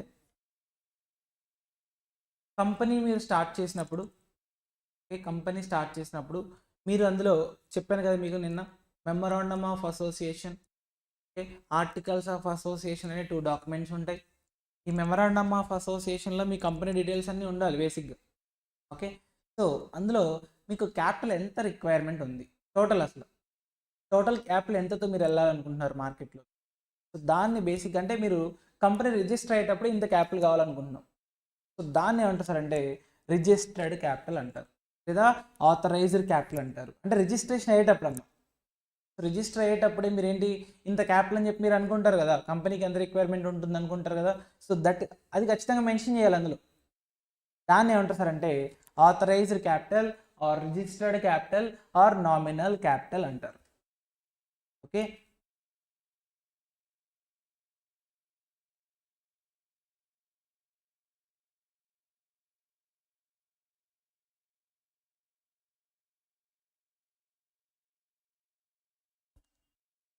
ఓకే. సో ఏంటమ్మా ఫస్ట్ ఏంటి registered capital or nominal capital or authorised capital. ఎప్పుడు ఇది? సో కంపెనీ మీరు స్టార్ట్ చేస్తున్నారు కదా, ఇనీషియల్గా కంపెనీ స్టార్ట్ చేసేటప్పుడు, ఓకే, ఫామ్ చేసేటప్పుడు సో మీరు ఎంత క్యాపిటల్ తెచ్చుకోవాలనుకుంటున్నారు. సో మీ ఇంటెన్షన్ ఏంటి, ఎంత క్యాపిటల్తో మీరు రిజిస్టర్ అవుతున్నారు అసలు. సో ఆ క్యాపిటల్ ఏమంటారు సార్ అని సింపుల్గా can call it as a registered capital. Second one subscribed capital, issued capital అండి. Second one issued capital. Issued capital అంటే ఏంటి సార్ అంటే ఇది మీ డాక్యుమెంట్ అండి, డాక్యుమెంట్లో మీకు ఒక 10 lakhs కావాలి, సింపుల్ ఎగ్జాంపుల్ చెప్తున్నా, 10 lakhs కావాలని చెప్పి రిజిస్టర్ అయ్యారు. ఓకే, సో కానీ నేను పబ్లిక్కి ఇష్యూ చేసేటప్పుడు నేను 10 lakhs ఇష్యూ చేయట్లా, 9 lakhs కావాలనుకుంటున్నాను.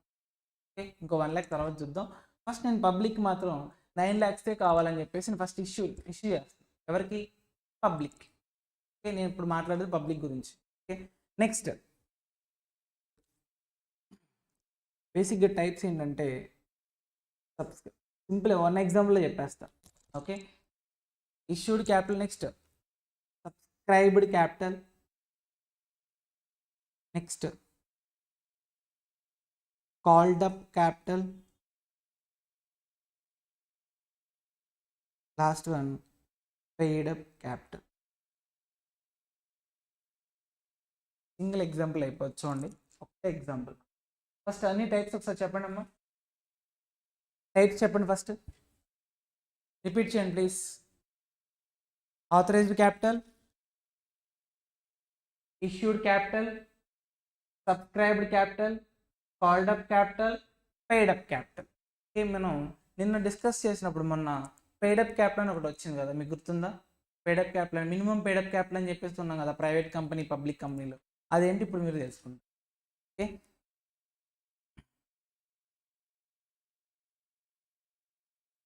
సో కంపెనీ రిజిస్టర్ అయినప్పుడు మీకు కావాల్సిన ఎంత అనుకున్నాం? 10 lakhs. సింగిల్ ఎగ్జాంపుల్ మీకు అర్థమైపోతుంది. ఎంతమ్మా? 10 lakhs. అందులో నేను ఎంత ఇష్యూ చేస్తున్నా? Example 9 lakhs. ఒకసారి నాకు చెప్తారా, ఫేస్ వాల్యూ 10 rupees అయితే నెంబర్ ఆఫ్ షేర్స్ ఎన్ని? చెప్పండి అమ్మా. ఫేస్ వాల్యూ 10 rupees అయితే నెంబర్ ఆఫ్ షేర్స్ ఎన్ని? ఎంతమ్మా? 1 lakh షేర్స్. మరి ఇక్కడ నేను 9 lakhs rupees ఇష్యూ చేస్తున్నప్పుడు ఇక్కడ ఎన్ని షేర్స్ అవుతాయి చెప్పండి అమ్మా? 90,000 కదా, కామన్ సెన్స్. ఓకే, సరే. Next subscribed capital. Suppose example subscribed capital అంటే మీనింగ్ ఏంటి సార్ అంటే కామన్ సెన్స్ యూస్ చేయండి. సార్ నేను కంపెనీ రిజిస్టర్ అయినప్పుడు నాకు కావాల్సిన 10 lakhs అనుకున్నా, బాగానే ఉంది, టోటల్ 1 lakh షేర్స్ అనుకున్నా. సో బట్ నేను పబ్లిక్ ఎంత ఇష్యూ చేయాలనుకుంటున్నాను అంటే పబ్లిక్కి జస్ట్ అంటే ఇష్యూ చేసినంత రావాలని రూల్ ఏం లేదు. బేసిక్గా అసలు జనరల్గా ఏం జరుగుతుంది అంటే ఏం జరుగుతుంది అంటే మీకు ప్రాస్పెక్టస్ అనేది ఒకటి ఉంటుందండి. ప్రాస్పెక్టస్ అంటే మీరు లాలో చదువుకొని ఉంటారు, ఇన్విటేషన్ టు ఆఫర్లో చదువుకొని. ప్రాస్పెక్టస్ అంటే ఏంటంటే కంపెనీ డీటెయిల్స్ అన్నీ ఒక డాక్యుమెంట్లో ఉంటాయి, ఆ డాక్యుమెంట్ వాళ్ళు చూసుకొని వాళ్ళకి నచ్చితే తీసుకుంటారు. ఓకే, డీటెయిల్స్ అన్నీ ఉంటాయి. ఓకే, నచ్చితే ఇన్వెస్ట్ చేస్తారు, లేదంటే లేదు. సో అలా అందులో ఆథరైజ్డ్ క్యాపిటల్ అయితే ఖచ్చితంగా మెన్షన్ చేస్తాం. దానిలో నేను పబ్లిక్ ఏం ఇష్యూ చేస్తాను అంటే నాకు కొంత అమౌంట్ కావాలండి, కొంచెం అమౌంట్ కావాలని చెప్పేసి నేను చెప్పాను వాళ్ళకి. ఎంత చెప్పాను ఇక్కడ? 9 lakhs. ఇష్యూ చేసినంత రావాలని రూల్ ఏమైనా ఉందా? నేను ఇష్యూ చేసిన 9 lakhs. 9 lakhs రావచ్చు, అందుకని తక్కువ కూడా రావచ్చు, ఎక్కువ కూడా రావచ్చు. ఓకే, సో ఇప్పుడు ఏంటి సార్, నేను ఇష్యూ చేసింది అయితే 9 lakhs, బట్ పబ్లిక్ సబ్స్క్రైబ్ చేసింది మాత్రం 8 lakhs. అంటే ఎన్ని షేర్స్? 80,000 షేర్. అంటే సబ్స్క్రైబ్ చేశారు. సో సబ్స్క్రైబ్ చేసిన తర్వాత అంటే సబ్స్క్రైబ్ చేయడం అంటే మీనింగ్ ఏంటి? ఇప్పుడు బేసిక్ ఇక్కడ ఏంటంటే మనకి పేమెంట్ చేసేటప్పుడు డైరెక్ట్గా ఫుల్ అమౌంట్ ఎవరు పే చేయరు. ఇక్కడ పేమెంట్ అనేది ఇన్స్టాల్మెంట్ బేస్లో ఉంటుంది. ఎలా ఉంటుంది? ఇన్స్టాల్మెంట్ బేస్లో ఉంటుంది.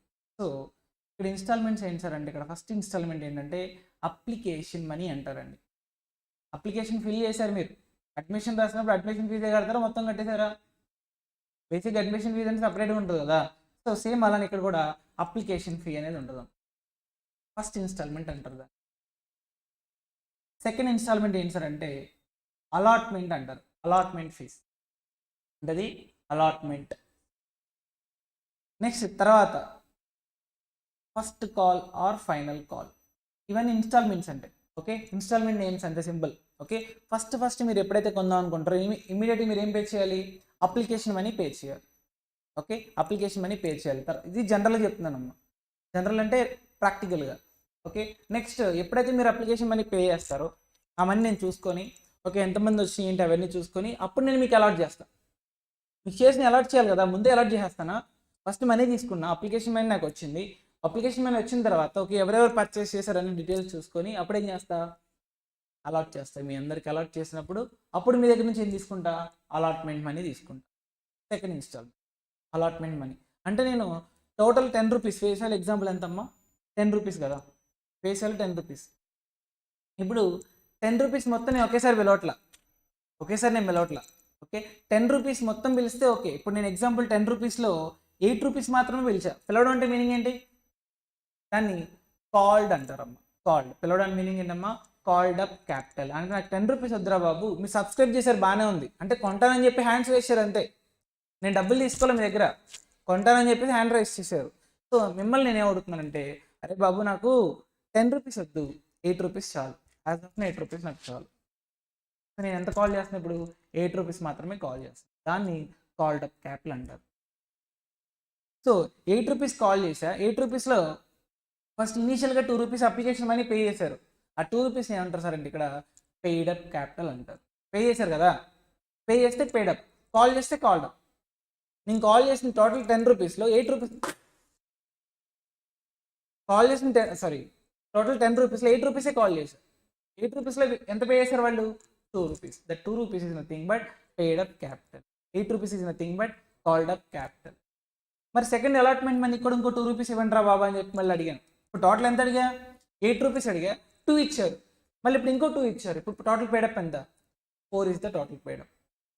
మళ్ళీ next first and final call కూడా మళ్ళీ 4 రూపీస్ ఇచ్చాం మనం. ఇంకా లాస్ట్గా అయిపోయింది. 3 ఇన్స్టాల్మెంట్స్లో పే చేయండి రా బాబు. 4 పే చేశారు కదా, ఇంకో 4 పే చేసేయండి చాలా. టోటల్ పేడప్ ఎంత? 8 rupees is the total paid-up. Suppose example వాళ్ళు యాజ్ ఆఫ్ నో 4 రూపీసే పే చేశారు. అప్పుడు పేడప్ ఎంత అవుద్ది? 4 ఇస్ ద పేడప్. మరి రిమైనింగ్ 4 ఏమవుద్ది? నెక్స్ట్ ఇన్స్టాల్మెంట్ కడతారు. అప్పటి వరకు దాన్ని ఏమంటారు? దానికి ఒక నేమ్ పెడతాం కదా. కాదమ్మా, ఇప్పుడు 10 రూపీస్ వేసేయాలి టోటల్. ఓకే, సబ్స్క్రైబ్ చేశారు బాగానే ఉంది. ఓకే, ఇన్ని షేర్స్ సబ్స్క్రైబ్ చేస్తారని చెప్పి నాకు అప్లికేషన్స్ వచ్చినాయి. అందులో నేను పిలిచింది ఏంటంటే, అరే బాబు 10 రూపీస్ వద్దు 8 రూపీస్ ఇవ్వండి అని చెప్పేసి అన్న. సో 8 రూపీస్ ఇక్కడ ఏమంటారని చెప్పాను? కాల్డ్. 8 రూపీస్లో వాళ్ళు ఇనీషియల్గా నాకు 4 రూపీస్ పే చేశారు. దీన్ని ఏమంటారు అంటే 2 ఏమో అప్లికేషను, 2 ఏమో అలాట్మెంట్. సో ఎంత? 4 is the paid up capital. మరి రిమైనింగ్ 4 ఏంటి? 8 అవుట్ ఆఫ్ 8లో 4 పే చేశారు, ఇంకో 4 ఉన్నాయి కదా. 4 ఏమంటారు అంటే అన్పెయిడ్ క్యాపిటల్. పిలిచిన తర్వాత కూడా డబ్బులు రాకపోతే దాన్ని ఏమంటారు? Unpaid capital. పిలవలేదు అనుకున్నా, ఇప్పుడు నేను 10 రూపీస్ అంటే 8 రూపీసే కదా పిలిచింది, ఇంకో 2 రూపీస్ నేను పిలవలేదు కాబట్టి నాకు అవసరం లేదు. నేను పిలిచింది ఎంత? కాల్ చేసింది 8 రూపీస్ కాల్ చేస్తాం, నాకు 8 రూపీస్ రావాలి, కానీ వాళ్ళు 4 పే చేస్తారు. రిమైనింగ్ 4 ఏమంటారు? Unpaid capital. ఓకేనా, అర్థమైందా? సో ఫస్ట్ ఏంటమ్మా? ఆథరైజ్డ్ క్యాపిటల్ అంటే ఏంటి? Registered capital. So so 10 rupees 1 lakh shares already నేను కంపెనీ రిజిస్టర్ అయినప్పుడు. సో నా ఇంటెన్షన్ ఏంటంటే నాకు ఎంత కావాలి, టోటల్ 10 lakhs మనీ కావాలి. సో పబ్లిక్ నుంచి నేను అడుక్కుంది ఎంత సార్ అంటే, నాకు ఇప్పుడు టోటల్ 10 lakhs కానీ యాజ్ ఆఫ్ నో నాకైతే 8 lakhs చాలు.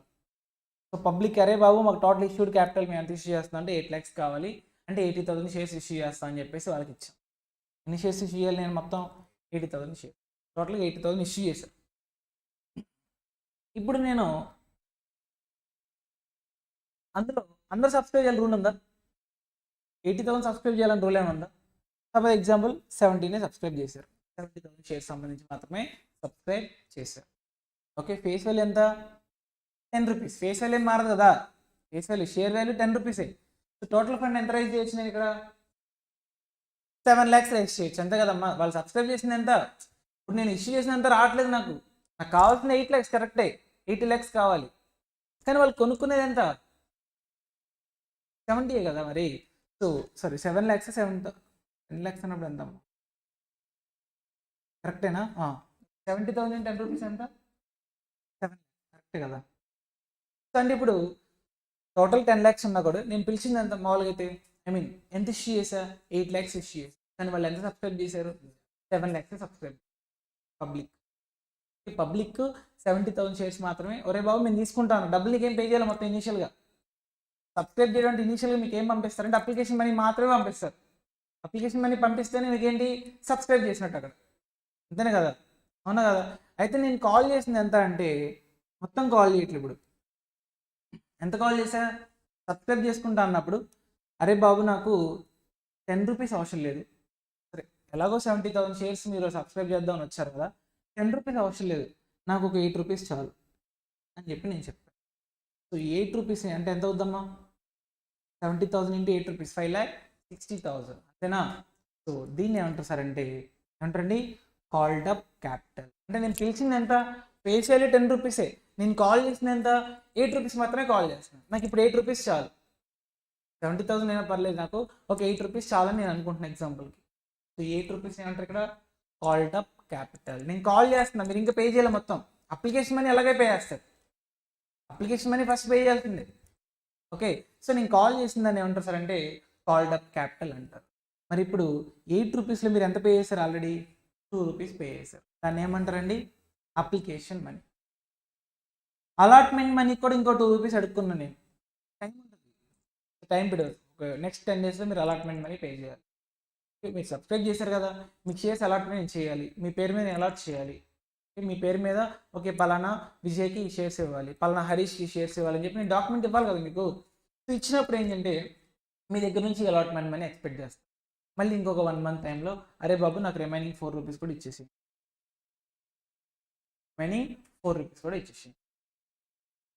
సో ఇలా పే చేస్తే దాన్ని ఏమంటారు సార్ అంటే, పెయిడ్ అప్ క్యాపిటల్ అంటారు. పబ్లిక్ ఎంతైతే పే చేస్తుందో దాన్ని పెయిడ్ అప్ క్యాపిటల్ అంటారు.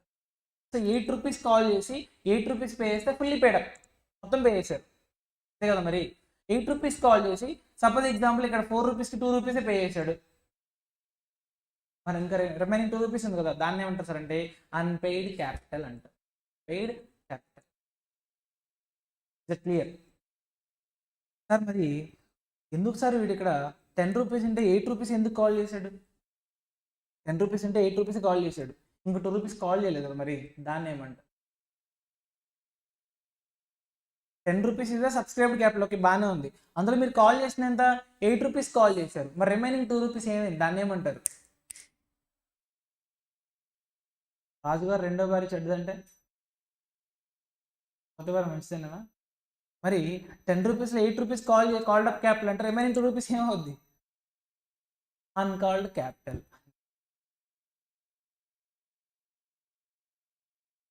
Okay very good Ganesh. So 8 rupees నేను కాల్ చేశాను, 10 రూపీస్ ఉన్నా కూడా 8 రూపీసే కాల్ చేశాను కాబట్టి రిమైనింగ్ 2 రూపీస్ ఏమవుతుంది సార్, అన్కాల్డ్ క్యాపిటల్. బేసిక్గా ఇలా కాల్ చేయకుండా ఎందుకుంటారు సార్ అంటే,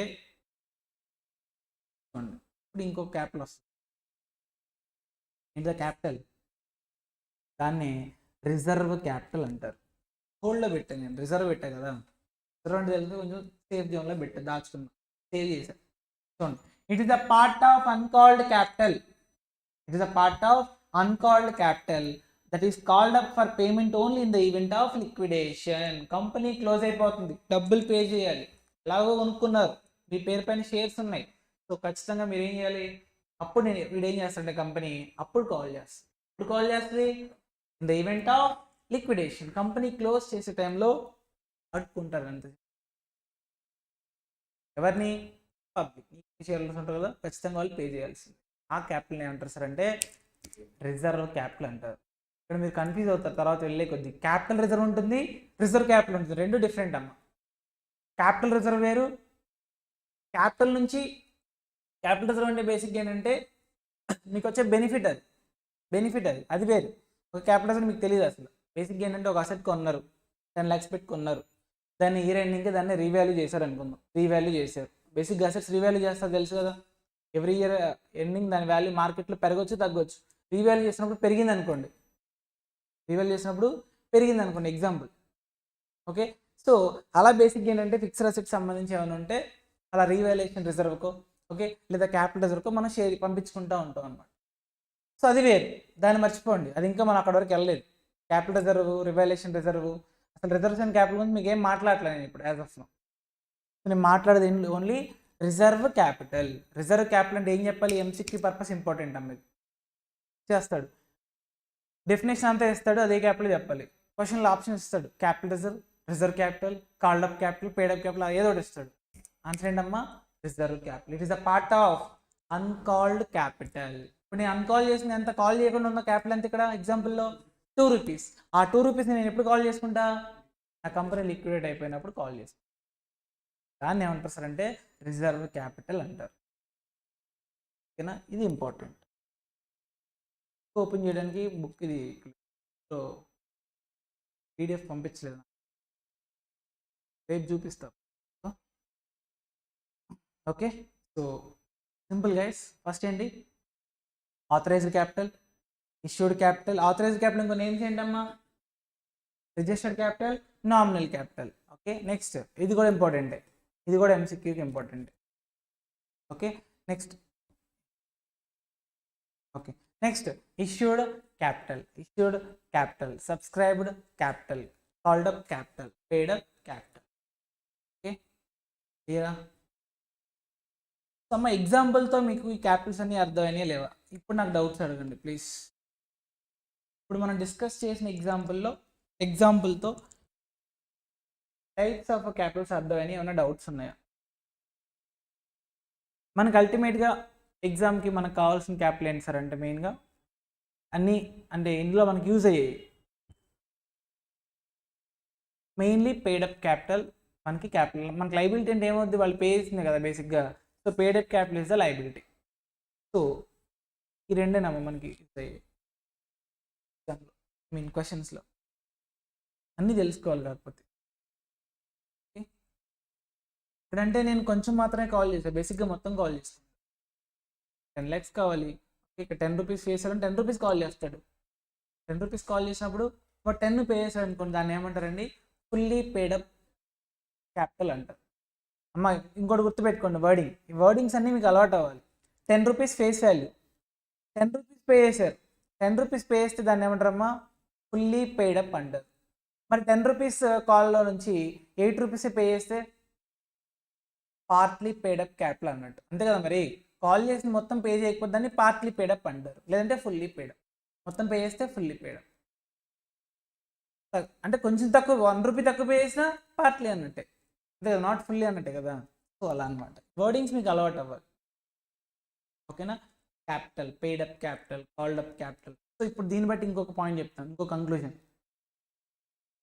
ఇప్పుడు ఇష్యూడ్ క్యాపిటల్ అంటే నేను ఏం చెప్పొచ్చు, it's a part of registered capital అని చెప్పొచ్చా చెప్పకూడదు? Issued capital means it is a part of registered capital, or it is a part of nominal capital, or it is a part of authorized capital. Say yes or no as per our example. అందులో నుంచే కదా మనం issue చేసేది. Next subscribed capital is the part of issued capital అంట నేను. yes or no, అంతే కదమ్మా. Issue చేసిన దానిలో నుంచి సబ్స్క్రైబ్ చేసేది. నేను మీకు 80,000 షేర్స్ ఇష్యూ చేస్తున్నప్పుడు 80 కంటే ఎక్కువ పర్చేస్ చేయలేరు కదా, ఎక్కువ నేను కూడా ఇవ్వలేను కదా మీకు. సో నేను ఇష్యూ అంటే subscribed capital is nothing but part of issued capital. Called up capital అంటే part of subscribed capital. Paid up capital అంటే part of called up capital. అంతే కదా, సింపులే కదా, అందులో నుంచే కదా ఇవన్నీ వస్తే డెరైవ్ అవుతుంది. అంటే ఇవన్నీ లైన్ అనమాట, ఆర్డర్. మళ్ళీ మీరు ఇష్యూడ్ కింద తీసుకొచ్చి కాల్డ్ అప్ పైకి తీసుకెళ్ళి ఇట్లాంటి ఏం చేయొద్దు. ఇది ఆర్డర్ అంతే. ఓకే, ఆర్డర్ ఏంటమ్మా? ఫస్ట్ మనకి registered capital, issued capital, subscribed capital, called up capital, paid. ఇంకో క్యాపిటల్ లాస్ట్ ఇంకో క్యాపిటల్ ఏంటమ్మా డిస్కస్ చేసింది? Reserve capital. రిజర్వ్ క్యాపిటల్ అని చెప్పండి అమ్మా, anyone? Is a part of uncalled capital. So will call only in the case of in the event of liquidation. క్లియరా? Only in the event of liquidation అప్పుడు మాత్రమే call చేసుకుంటాం. క్లియరా?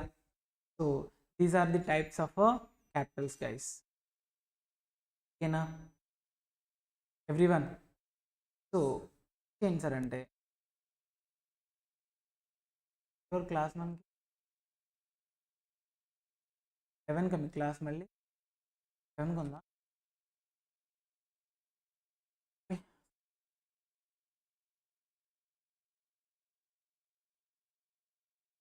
ఈరోజు మాత్రం రివైజ్ చేస్తాను, అవసరం లేదు. చెప్పండి అమ్మా ఫాస్ట్. 11 సరే చెప్పండి. Types of shares, equity shares, preference shares.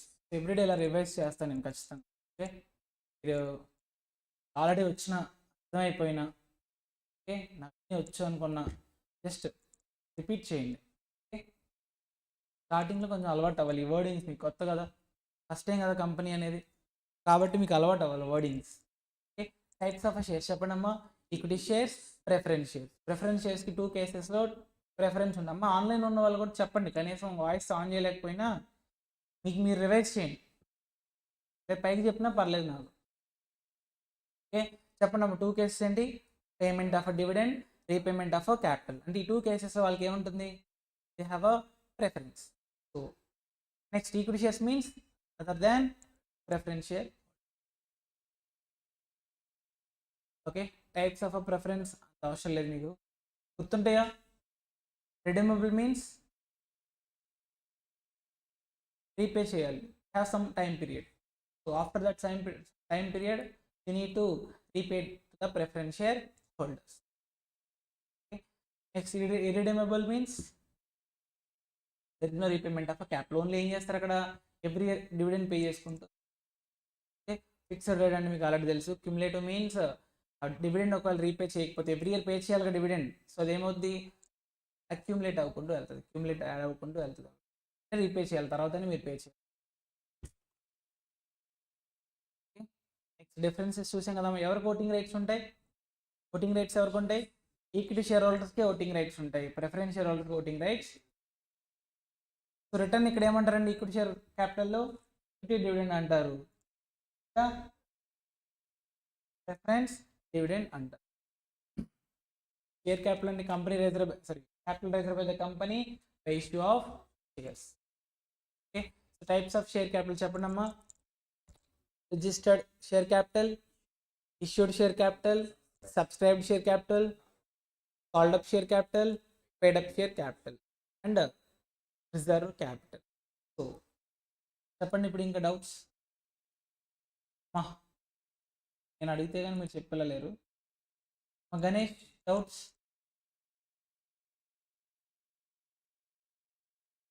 I need doubt.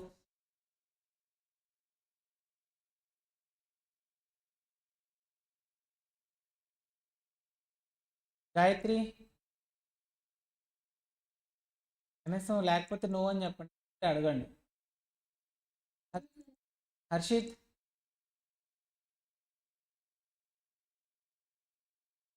Harshit Rana, Jayadeepa, Hari, కేత్, క్లియరా? సో యాజ్ ఆఫ్ నో మనం మాట్లాడిందంతా బచ్చ, ఇప్పటివరకు మనం మాట్లాడిందంతా బచ్చ, బేసిక్ అది.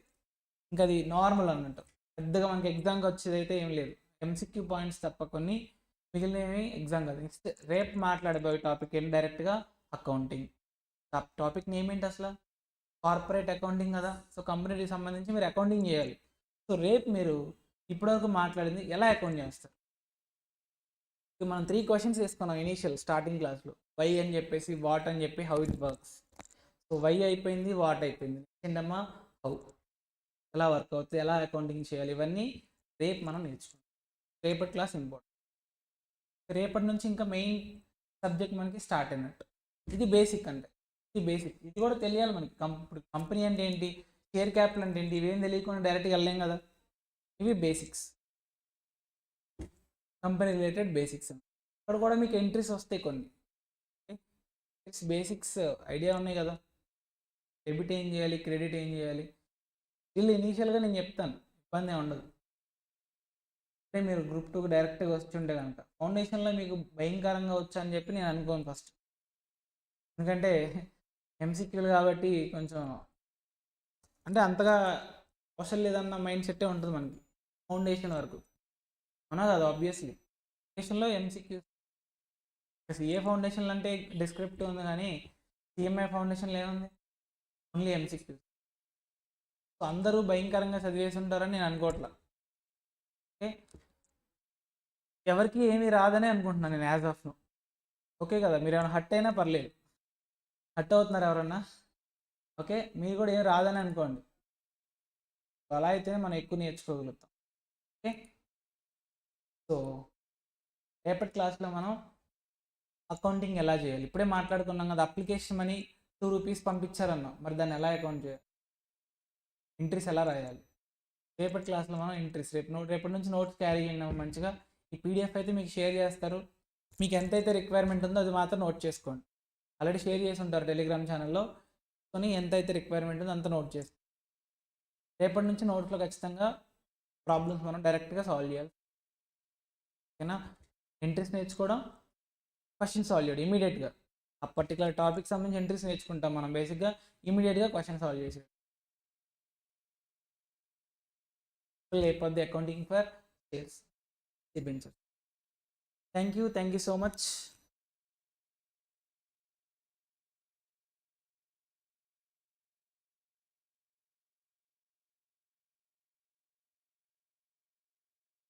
Recording stopped.